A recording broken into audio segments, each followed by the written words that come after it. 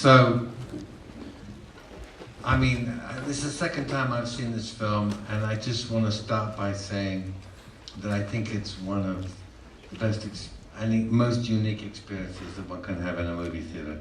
I think it's a radical masterpiece and a one-of-a-kind film. And it's a living embodiment of something that Roger Ebert once said, which is that no good film is too long and no bad film is short enough.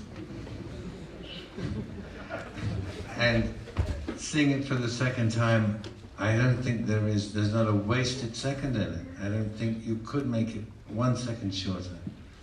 And I think it's an extraordinary, obviously just in its use of the running time and in its use of its radical technique, it's a film that expands the form, and there are very few of them in film history that expand the form, and this film does. So I think that's what's truly amazing about the film, and so bravo, maestro.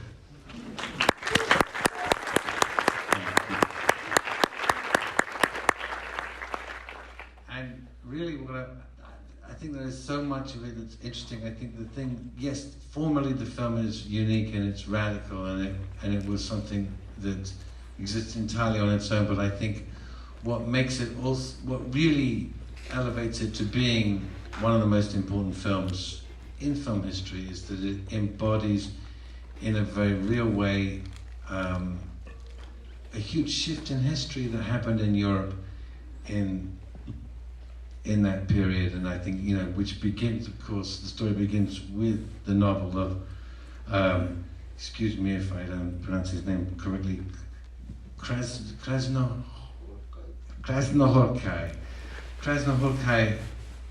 I saw an interview with him recently, which he said he started writing the book in the late 70s, but he couldn't have it published until 85, I think, because of the Hungarian authorities.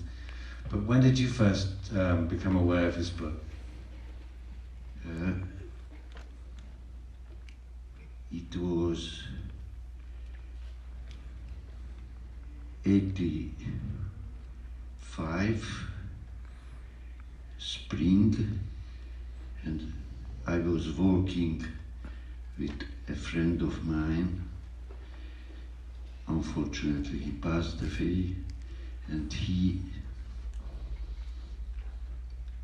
was kind of literature expert, and he got from the publisher this manuscript because they wanted to know his opinion. And he opened his bag and he gave me this manuscript, and he said, I think he's your man. And I read in the same evening, because I was sure what he said is serious, and I was curious very much. And by the end, he was right. And the next day I called Laszlo and I told him, man, I would like to meet with you. And he said, hey, now is Easter. And I said, and? And I forced him to meet with me. And then we met in a very ugly place in Budapest, and slowly we start to understand each other. We became friends, and we decided, okay, let's make the movie.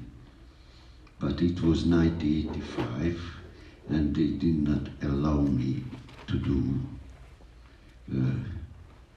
this movie. Is it true that, in fact, when they published the book, it was considered a very unusual thing that such a book would be published in 1985? No, by the end the book was published, But but it's only 5,000 copies. right. You know, it's really not a big deal. And by the end, but they did not want me to do a movie.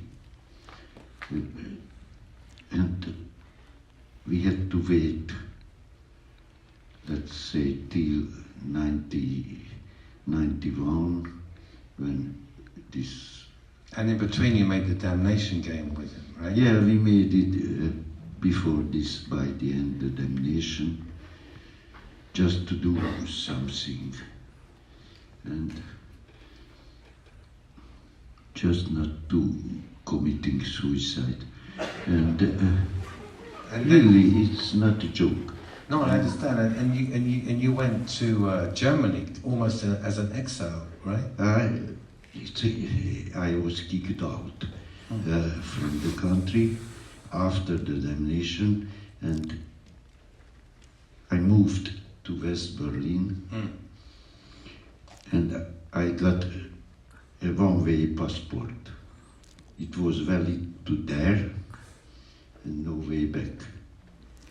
And after when this communist system collapsed, the same guy who said to me, no way back,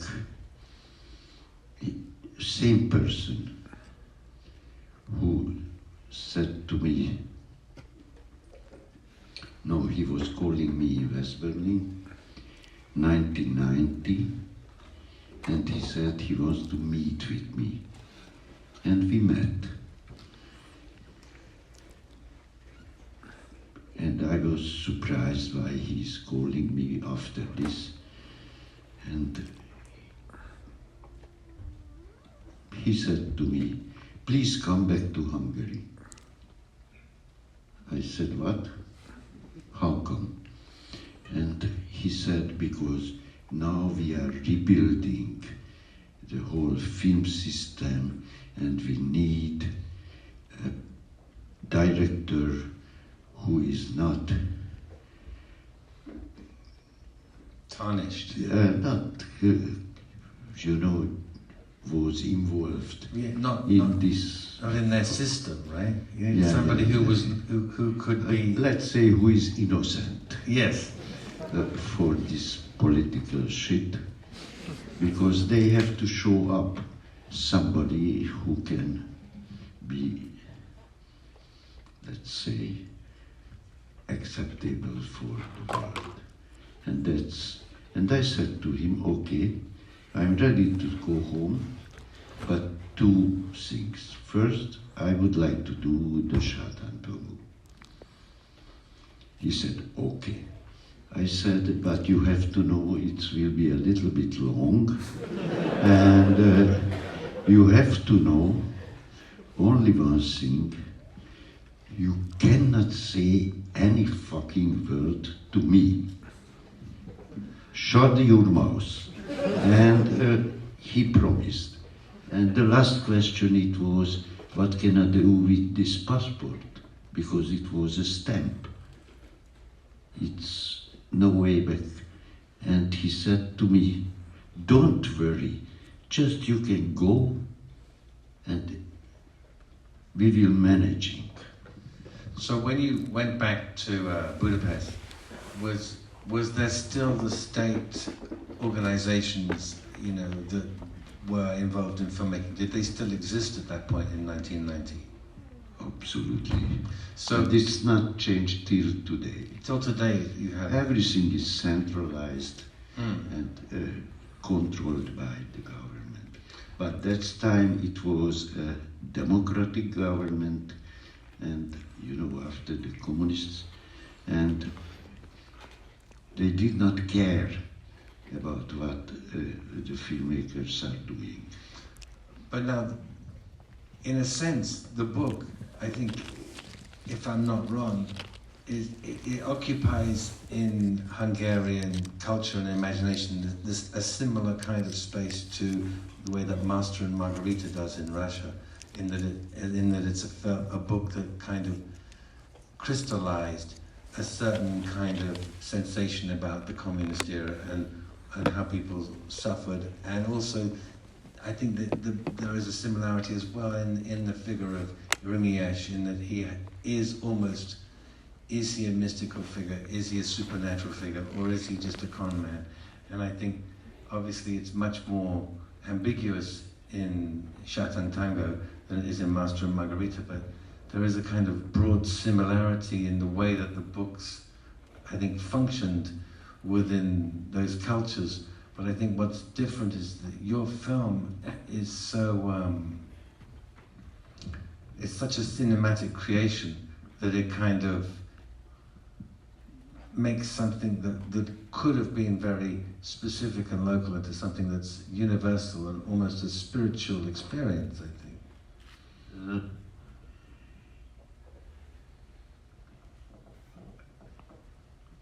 Swear to God, I like very much the Master and Marguerite.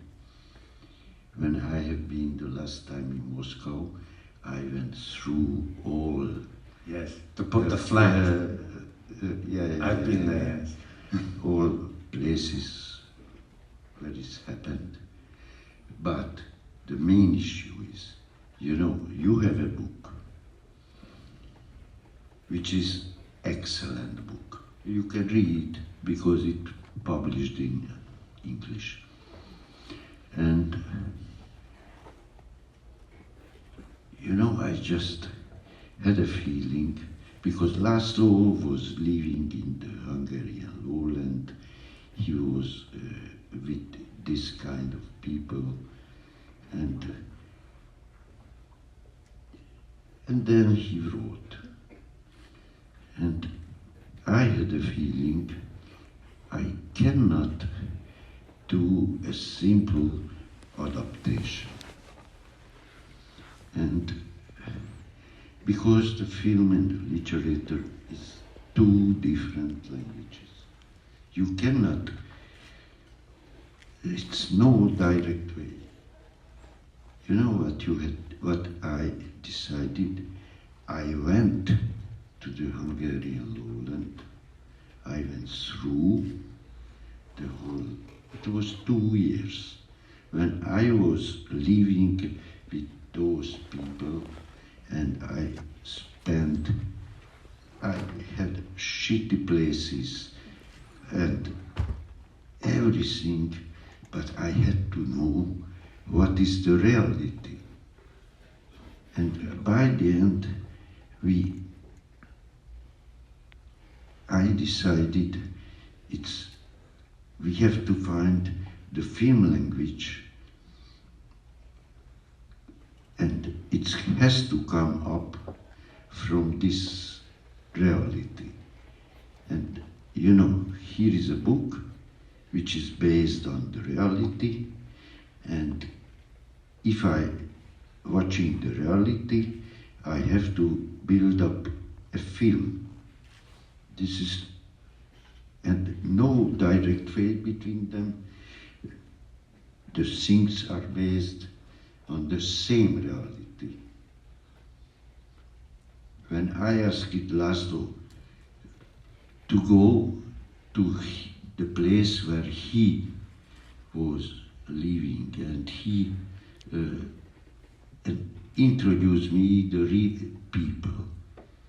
We went there and we saw the real people, and they were very ugly, nothing, and poor and fucked up people without any dignity, totally destroyed people. And I decided, okay, now we have to change. We have to give them dignity. We have to show up how are they. Yes, sometimes dirty, sometimes doing small crimes, cheating each other, but this is our reality. And somehow, it's coming. Let's say, when you will see the family nest, you see it's how how I'm using the reality and the documentary, and how, because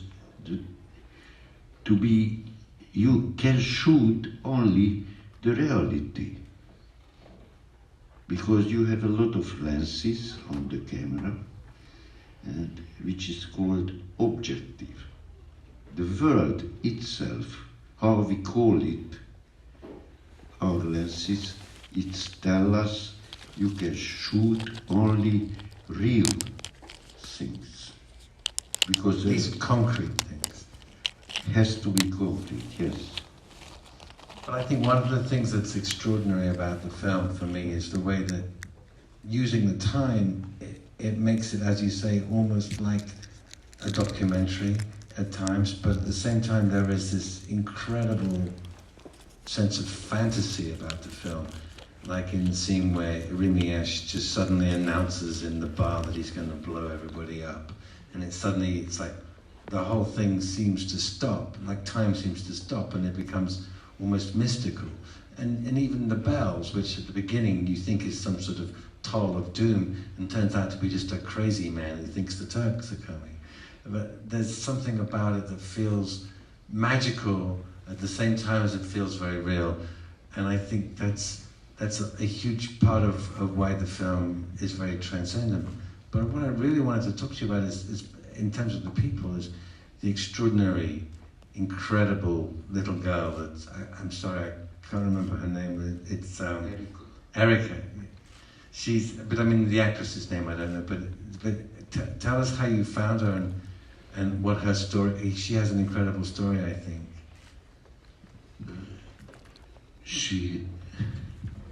We were extremely lucky to find her, because she was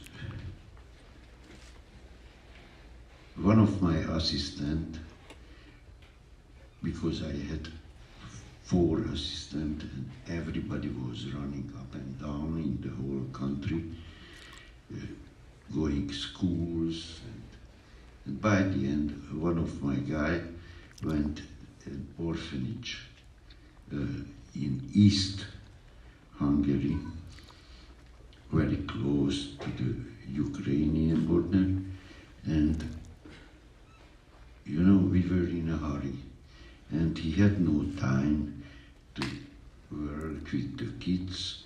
He just take it only one take, a shot, and I just very fast, because he was running the other place, and it was 10 kids,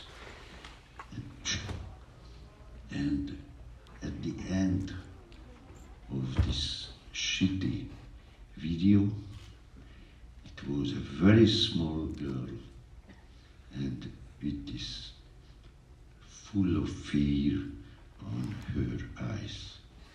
And of course I said immediately I would like to meet with this kid. And you have to know, in the first time she was just looks like a wild animal. She wasn't capable to talk.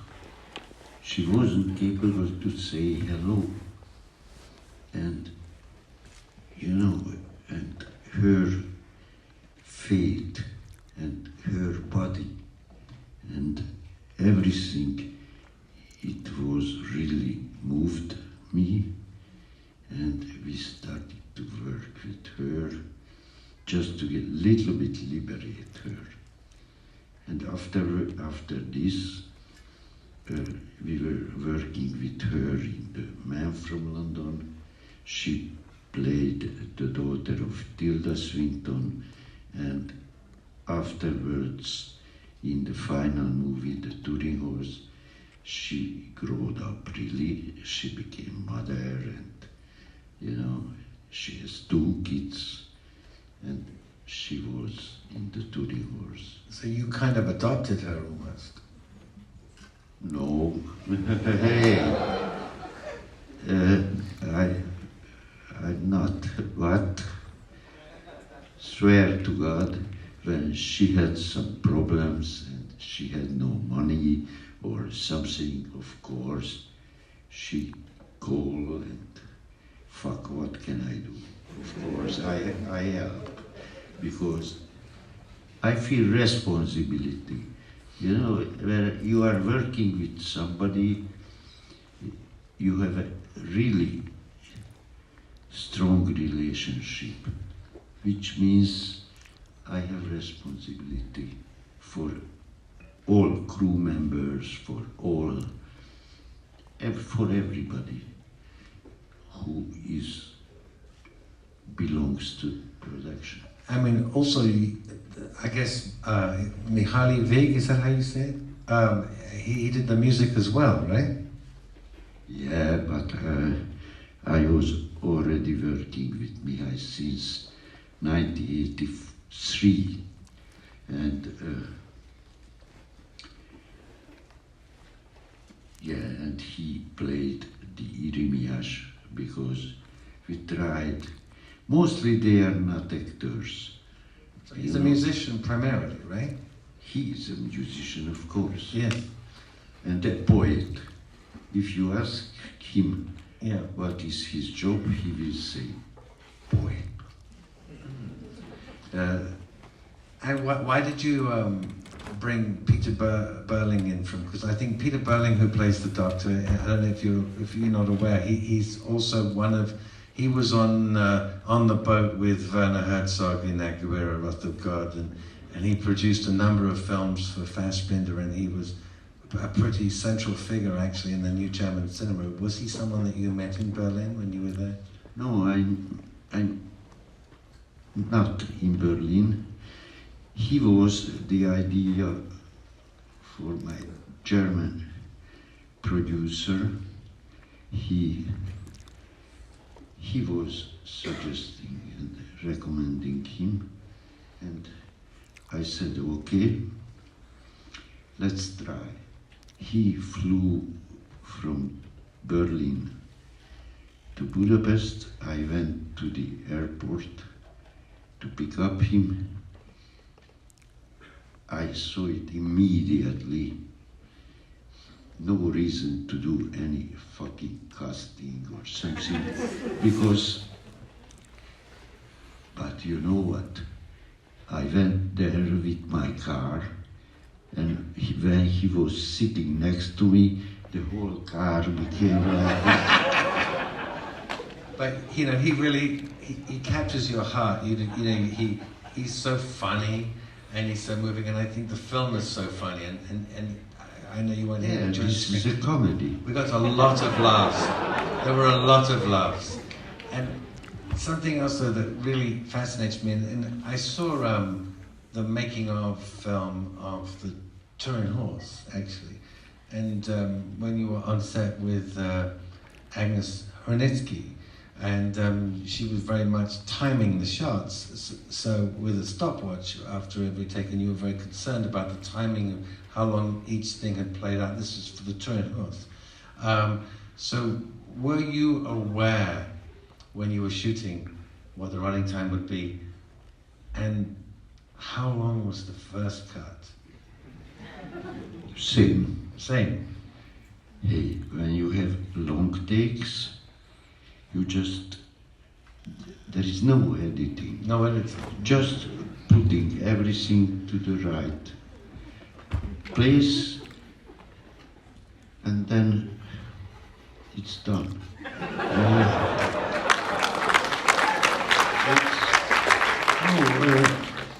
You have to focusing for the whole, let's say, rhythm or lengths during of the shooting, because on the editing table you cannot do anything.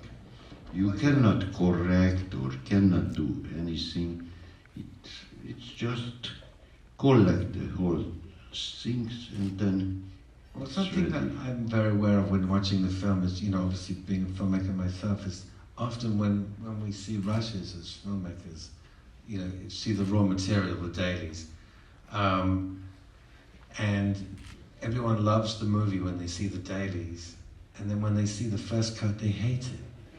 Because actually all the things that were interesting in the dailies when it's in an unbroken piece become incredibly mundane when they're just cut up into little pieces. And I think now that we've got to a situation where, because of digital taking over from film, so it used to be that people cared about how much it cost to shoot each piece of film, but now of course running a camera basically doesn't really cost any money. So most producers insist on sets that people run like 3 or 4 cameras simultaneously all the time, basically just shooting everybody. So you end up with a lot of shots, none of which is any good, and then they cut them through a lawnmower, so each shot is about a second or a second and a half. And this produces a style that strikes me as being shit. I'd like to know what you think of it. I don't know, because this is very far from me. You know, this film industry and this kind of way of the filmmaking, I don't know. It's really not for me and never been for me. And fortunately, I was really lucky with my producers, because they trust me and they never ever came to the set. They never ever bothered me, you know, because if you are an intelligent producer and if you know, okay, I would like to get your movie, how you can get my best? You can get my best if you let me free. If you say a fucking word, in this case I will be confused or pushing me or something. In this case I surely cannot do my best. You can do it because it has to, you know, the whole filmmaking has to be free. Otherwise, why are you doing? You want to be a prisoner? You want to be a fucking slave? Or what? Yeah, well, I think that when those situations, you're not directing the film, you're strapped to the front of the train, is how I describe it. And basically they blame you for what's gone wrong, and you have no controls at your hands. You're just hoping they're not going to smash you into the wall. And I think that's the situation most filmmakers, certainly in the commercial system here, find themselves in. I don't know. Sorry for you. You know. Yes. I think that was there when you put the film together and you said, that's it, we're done. When you made this film, I mean, even given what you're saying about having the freedom and all that, there's still a lot of confidence involved in that, Béla. To say you're done in 7 hours and 40 minutes. I mean, you're right, but there's a lot of confidence involved. Did anybody ever go, well, maybe... You know what? When we put everything together,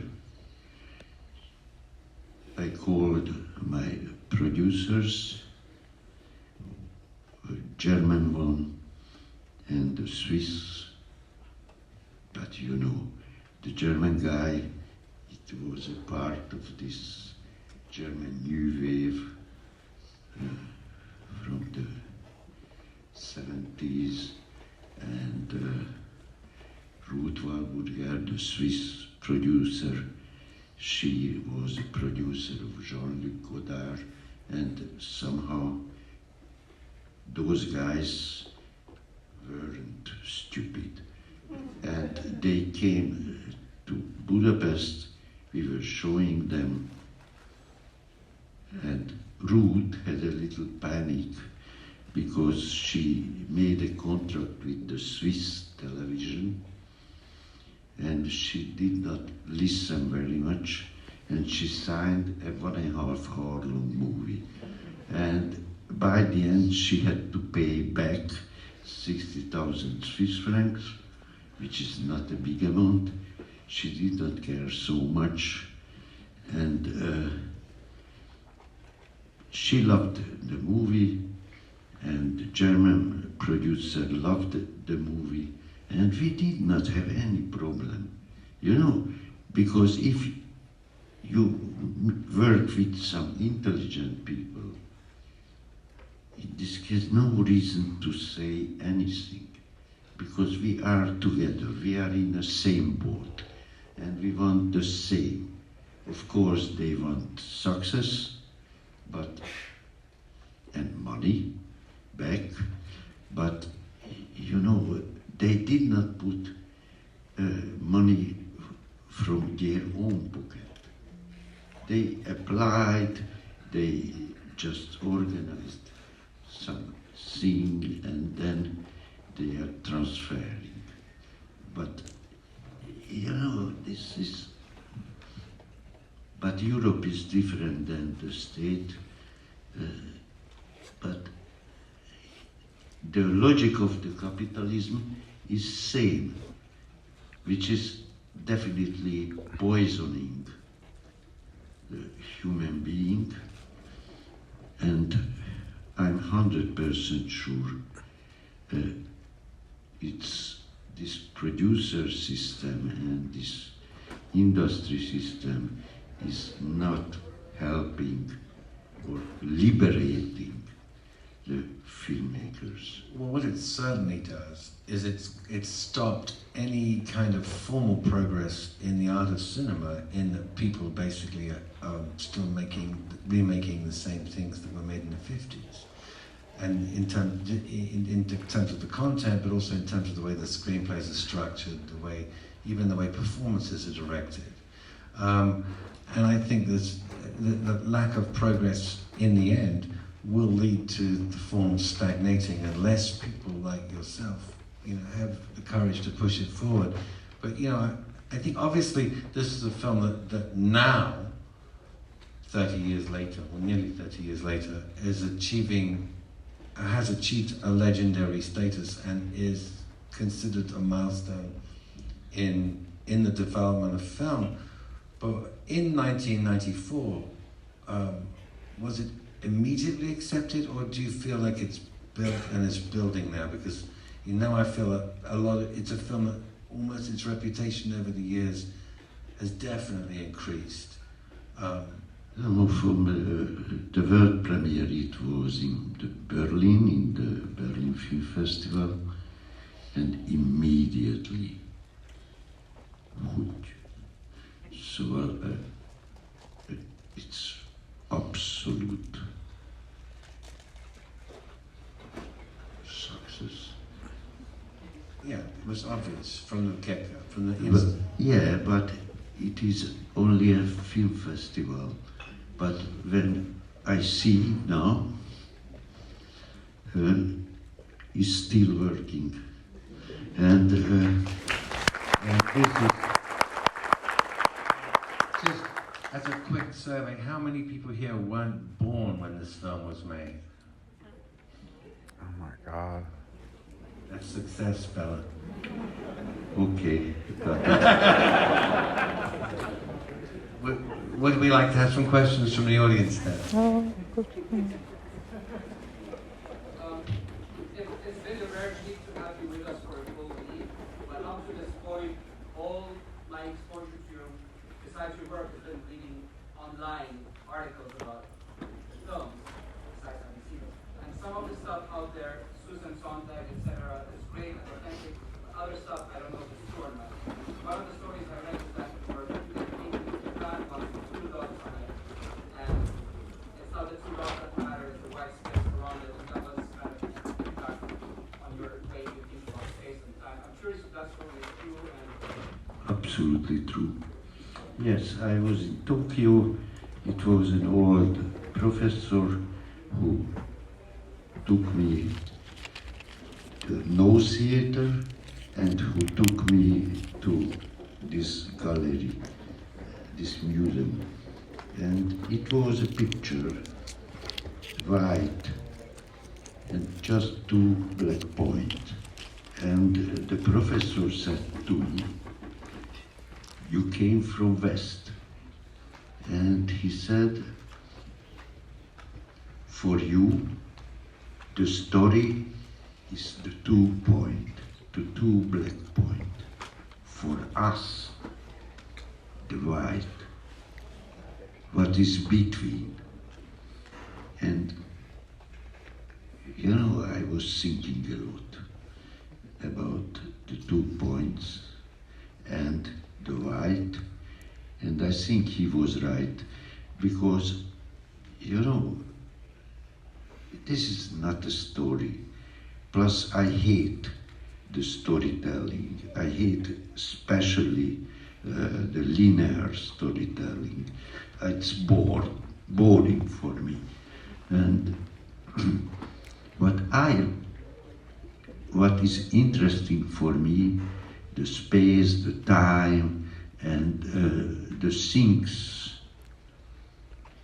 what is around us, the nature, and the elements, the rain, a lot of things, we are a part of the nature. Why we are ignoring to show it involving, just action cut, who cares? Plus, I said one of the evening, what is my story? I know a lot of screenwriters are forcing themselves, sitting at the desk, because they want to create brand new stories. Doesn't work, because all stories are the same since the Old Testament. What do you want to create new? Nothing. What is relatively interesting, how we repeat the same old story. Look at the Old Testament. Everything is there already. You cannot find new things. Plus, for me, the script as just papers. You cannot do anything with the script in the set, because you cannot write down the script, a lot of things. No reason.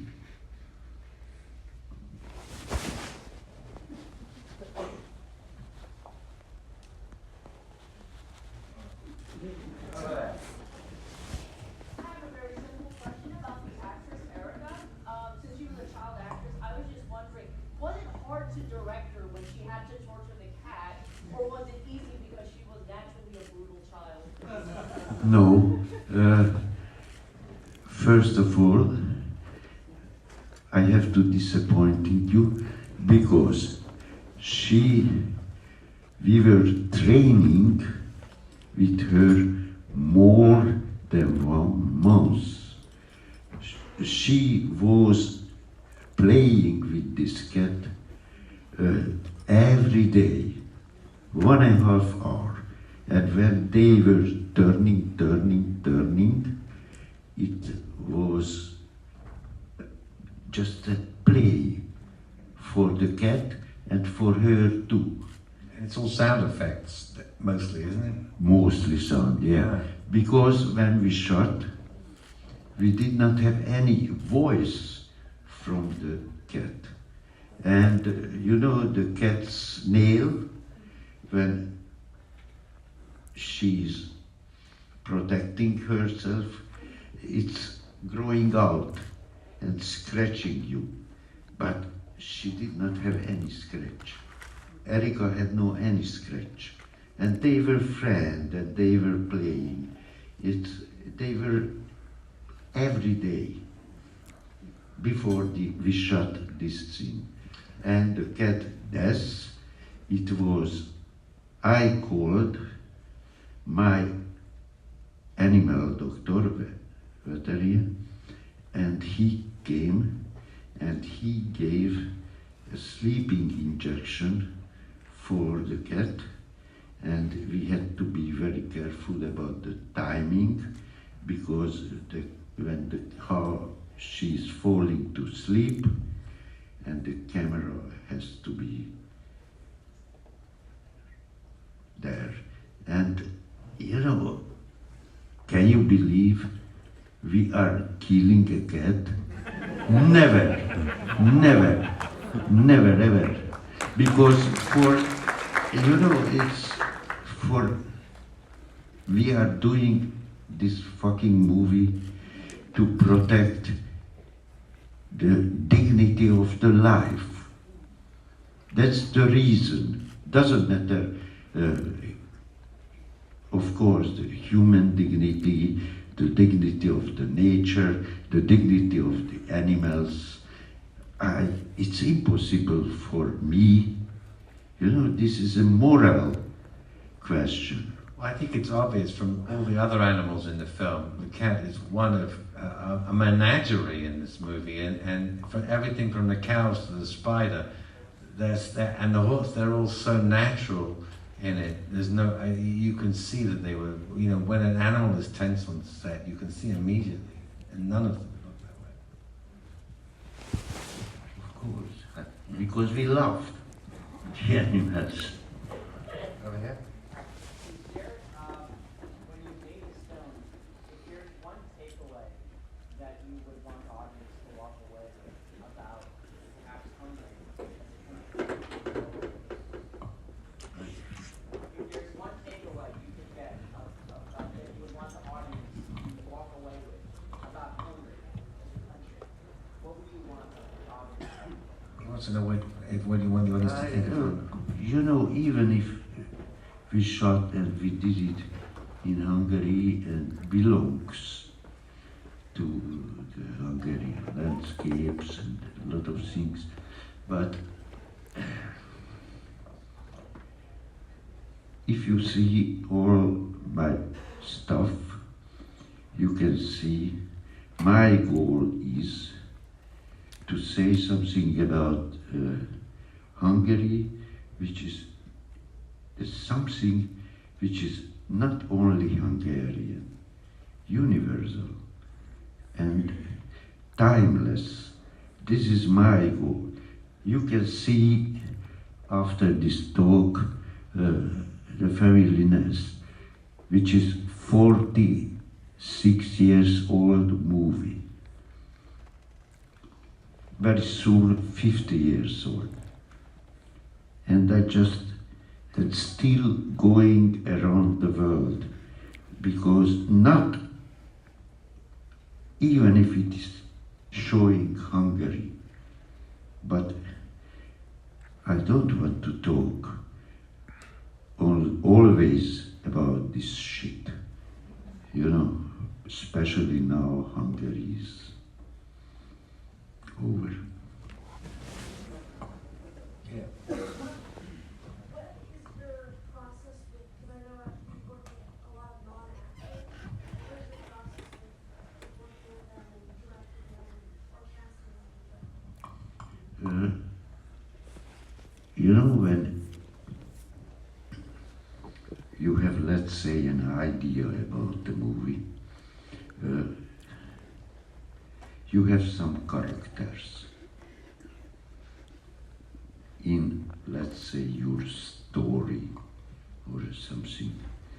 But the casting, you know, this is when everything is changing, because it's two-way.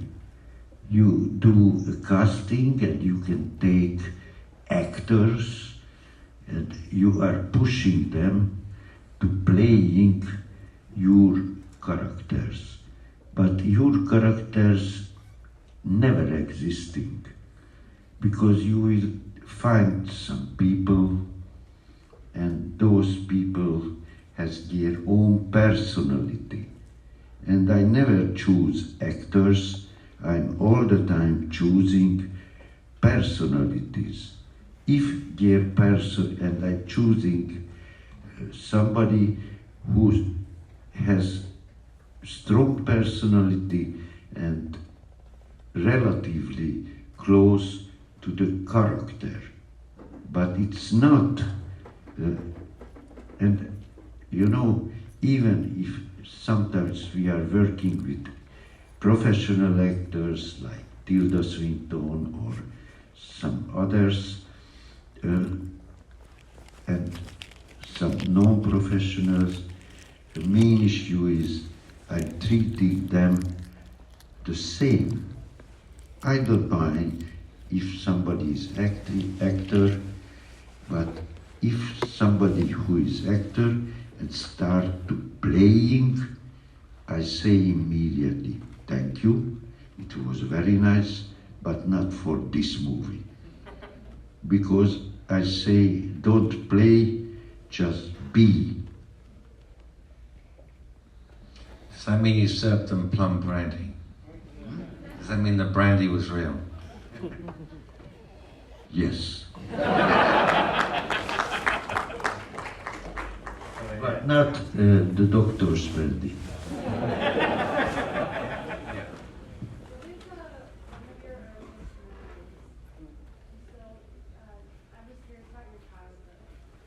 What?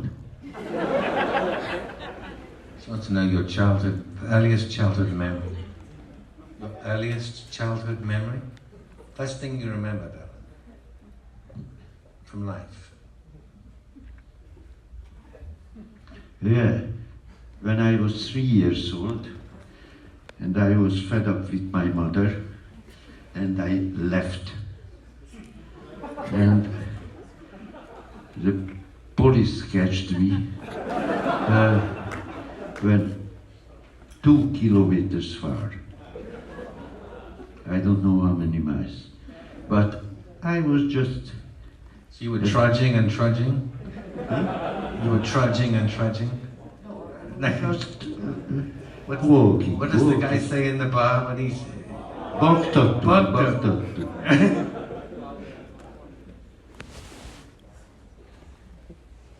Over here. So, after all these days of talking about your philosophy, your methodologies for making films, there's a director that comes to my mind every time I think about it, who is Bo, who directed the film Elephant City. So, have you ever met the person? What's your relationship with the person? Hubo was one of my best students in my life. I was working with him.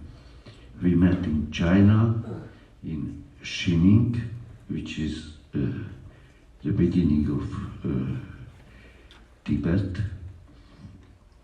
And he came, he applied with his rough cut of the elephant sitting still, which is a very good movie. And I have to tell you, we became friends. It's not because normally I'm friend with, let's say, my students. I would like to call them young colleagues, but Hubo was extremely sensible, and he wrote books, he directed theater, and he was really, and when I got the news he hanged up himself, I was really crying, because I like him very much, and I like it. But, you know, first of all my students, because mostly I selecting them, I choose them. I don't believe this kind of fake democracy when they are doing commissions and, when they just throw it out, the responsibility. No. If I have a bad decision and I choose bad person or wrong, in this case, I have to suck and I have to, this is my shit. It's happened, but the main issue is, to work with young people, it is a really delicate issue because everybody is different. And our power is to accept the differences. And of course, everybody who came has a different cultural background, social background, different religious, different skin color. The world is fortunately full of differences. Our power is the difference.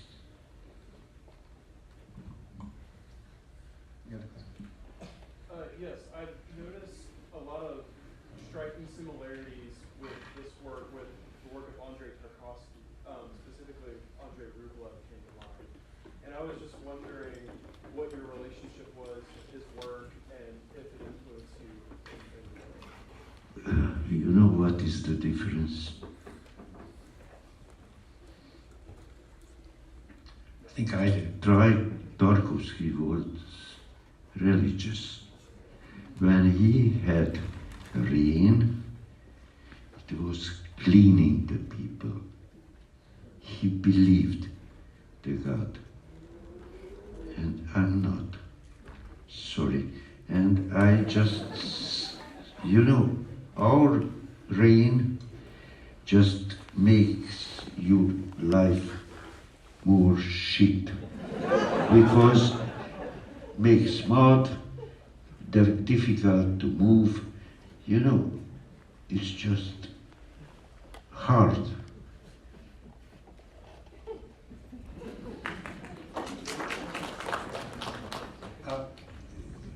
You had a question you were trying? You were talking earlier about how you really didn't like how a lot of films are like very action-oriented and like cut a lot, and I see younger filmmakers kind of, at least in the States, really gravitate towards films that are kind of that nature, and I was wondering where you see the future of young filmmakers heading towards, or just the future of filmmaking in general.